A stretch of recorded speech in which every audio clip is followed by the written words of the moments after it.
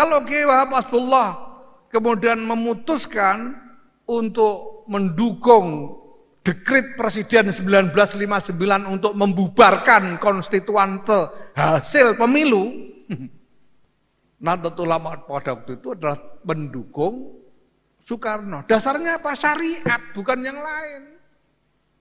Ini bukan soal sekedar kepentingan politik duniawi belaka seperti yang lain. Tidak, ini organisasi ulama kok. Ya.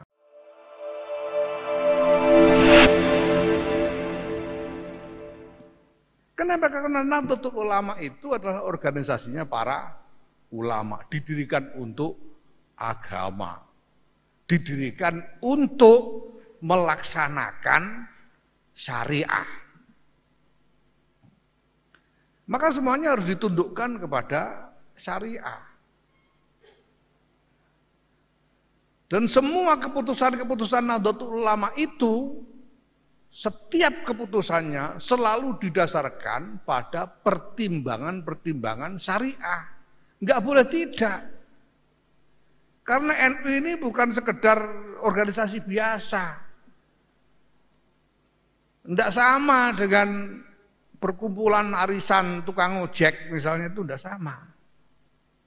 Enggak sama dengan asosiasi pedagang eceran, itu enggak sama. Enggak boleh sembarangan ngecer-ngecer di NU ini.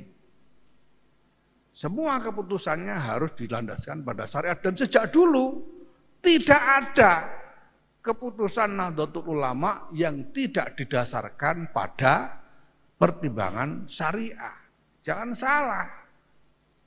Jangan salah. Dulu itu ada wacana di kalangan para peneliti ilmu sosial dan politik, ya, kemudian menuduh bahwa politik Nahdlatul Ulama itu oportunis, katanya.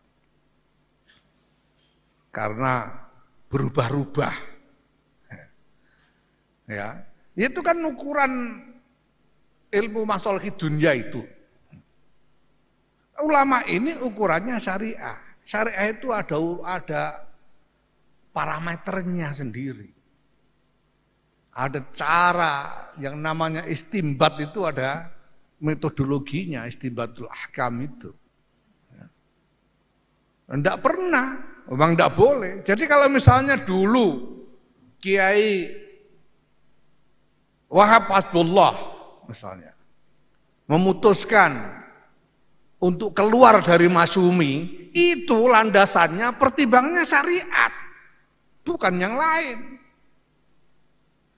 Kalau Kiai Wahab Hasbullah kemudian memutuskan untuk mendukung dekret Presiden 1959 untuk membubarkan konstituante hasil pemilu, ya toh, dekret Presiden Soekarno 1959 membubarkan konstituante hasil pemilu 1955, mendirikan DPR GR dan seterusnya.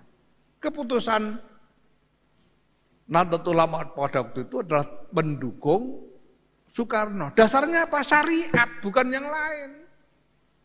Ini bukan soal sekedar kepentingan politik duniawi belaka seperti yang lain. Tidak, ini organisasi ulama kok. Ya. Ini sama seperti pada zaman kolonial, ada masalah ketika pemerintah kolonial Hindia Belanda mengangkat penghulu-penghulu untuk mengurus administrasi pernikahan di kalangan umat Islam. Kemudian ada masalah, apakah sah penghulu-penghulu yang diangkat oleh pemerintah Hindia Belanda ini untuk menjadi wali hakim di dalam pernikahan. Sementara yang mengangkat pemerintah Hindia Belanda, ratunya kafir, Ratu Wilhelmina itu. Nah, penghulu yang diangkat oleh ratu yang kafir ini sah enggak menjadi wali hakim? Dan Nahdlatul Ulama membuat keputusan sah. Pertimbangannya syariat. Itu pakai thariqah istinbatul hukum yang muktabar, bukan sembarangan. Ini Nahdlatul Ulama. Ya. Jadi kalau orang bilang ada keputusan Nahdlatul Ulama yang nggak ketemu fikihnya itu ya keblinger. Nggak ada keputusan. Gimana sih wong ini kiai-kiai semua? Wong di Pesuruan aja suriahnya ada Kiai Maksum, kiai-kiai yang lain semuanya ahli fikih semua. Apalagi di PBNU ada Kiai Miftahul Ahyar, Kiai Afifuddin Muhajir, Kiai Anwar Iskandar, Kiai Ubaidillah Faqih, Kiai Adib Rafiuddin, Kiai Muhammad Mustafa Aqil Siraj dan lain sebagainya. Semuanya fuqaha. Semuanya ulama ahli syariah. Ngerti caranya istinbat hukum syariah itu ngerti. Dan di PBNU ada ahli-ahli dari berbagai bidang yang bisa membantu di dalam tasawur. Orang kalau mau istinbat hukum itu kan harus ngerti surahnya masalah. Mau soal biologi, soal kedokteran dan lain-lain, harus ngerti surahnya karena tasawur itu marhalatun min marahil istinbati ahkam syariah. Jadi tasawurnya harus beres. Dan di PBNU cukup ahli-ahli tasawur. Mau ngomong apa? Ngomong ekonomi banyak, ahli ekonomi, ngomong teknologi, kedokteran dan sebagainya banyak. Apalagi cuma politik, gudangnya. Kalau cuma tasawur politik aja. Jadi kalau ada keputusan yang menyangkut politik, pasti ini PBNU ini saya bisa jamin tasawurnya valid dan karena itu keputusannya dalam perspektif syariah juga valid. Nah,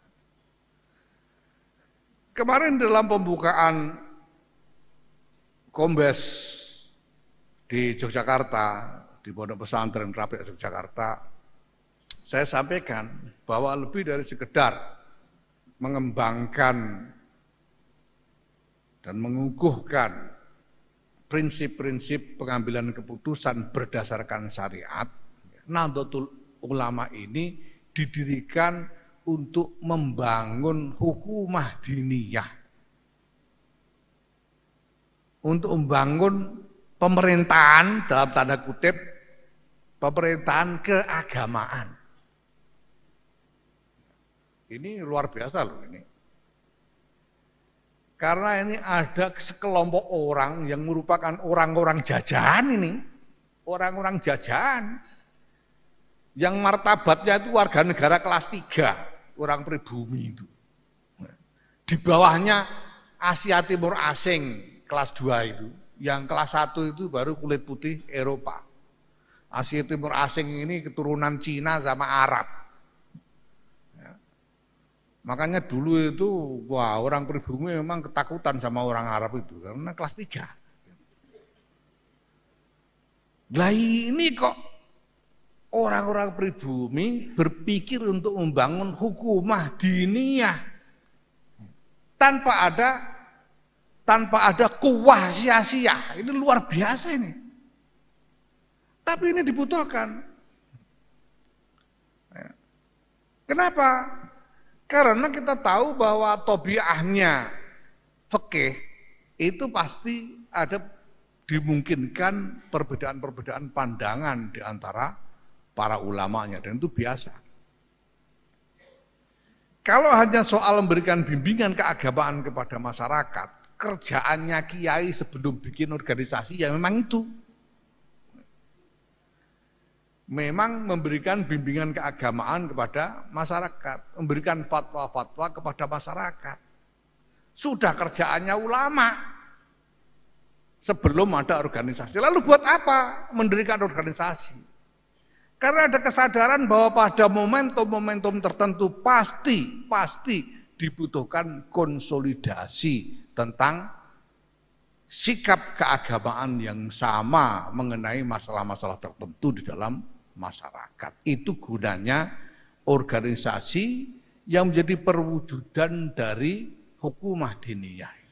Supaya ada yang memegang wewenang ya, sebagai hakim. Yang punya wewenang raf'ul khilaf. Karena ada kaidah hukmul hakim yarfa'ul khilaf. Tanpa ada hakim, kiai-kiai ini boleh berpendapat sendiri-sendiri macam-macam. Tapi kalau pada satu momentum dibutuhkan keputusan yang harus diikuti bersama, sikap bersama, harus ada keputusan hakim. Karena hukmul hakim yarfa'ul khilaf. Dan perbedaan pendapat apapun kalau sudah ada hukmul hakim, ya sudah. Semuanya tunduk kepada hakim. Jangan dikira keputusan-keputusan NU sepanjang sejarah itu tidak pernah mengundang kontroversi dan perbedaan pendapat. Kita tahu jelas bahwa keputusan untuk keluar dari Masyumi itu sangat kontroversial. Banyak yang tidak setuju. Putra-putranya Kiai Hasyim Asy'ari itu semuanya tidak setuju keluar dari Masyumi. Sehingga Kiai Karim, Kiai Hazik, Kiai Kholik, semuanya masih tetap di dalam Masyumi. Tetapi Kiai Wahid Hasyim sebagai ketua umum tahu bahwa ini hukmul hakim ini. Walaupun tidak setuju, ikut. Karena hukmul hakim yarfa'ul khilaf. Mendukung dekret 1959 membubarkan konstituante itu juga kontroversial. Tidak kurang dari Kiai Bisri Sansuri sendiri tidak setuju dengan DPR GR itu karena dianggap gosok. Tapi beliau tahu bahwa ini hukmul hakim. Maka Kiai Bisri pun patuh tidak melawan karena ini hukmul hakim. Ini saya kira yang harus dipahami oleh kita semua, apalagi oleh pengurus dan kader-kader yang sudah lulus pelatihan-pelatihan kader itu. Karena kita ini yang jadi pengurus dan kader-kader yang lulus itu, kita sudah berani berbaiat. Dan baiat kita itu, kita nyatakan baiatu ala sam'i wa ta'ah. Bil jihad fi sabilillah li'ala'i kalimatillahi allati hiyal ulya bi qiyadati ulama'i ahli sunnati wal jamaah. Itu baiat kita. Dan siapa perwujudan dari ulama ahli sunnah wal jamaah? Ini hukumah diniyah ini. Jam'iyah Nahdlatul Ulama. Itu perwujudannya. Bukan yang lain, bukan tidak masalah lah. Pokoknya asal ikut ulama Ahlussunnah wal Jamaah, ikut Yusuf Qaradawi juga tidak apa-apa, wong itu juga. Tidak bisa begitu. Wong baiatnya kepada Jamiah Nahdlatul Ulama gitu. Jadi kalau sekarang orang menggugat sam'an wa ta'atan, ya menggugat gimana, kita baiat sudah. Baiat kita itu ditagih, salahnya sendiri berani baiat. Kita tidak punya pilihan, kecuali sampean punya hujah untuk bertanggungjawabkan hak sampean keluar dari baiat itu atau membatalkan baiat itu. Nah, ini penting. Dan ini penting dipahami dan dijadikan sikap bagi kita semua, termasuk bagi para ilmuwan, para sarjana yang berkecimpung di dalam bidang-bidang yang termasuk alat lijalbi masalihid dunya ini. Urusan syariah itu wewenangnya ada pada ulama syariah. Kecuali sampean juga ahli dalam ilmu-ilmu syariah, silakan. Tapi itu pun kalau sudah ada hukmul hakim, ya tidak ada pilihan. Karena hukmul hakim yarfa'ul khilaf. Tidak boleh khilaf lagi kalau sudah ada hukmul hakim.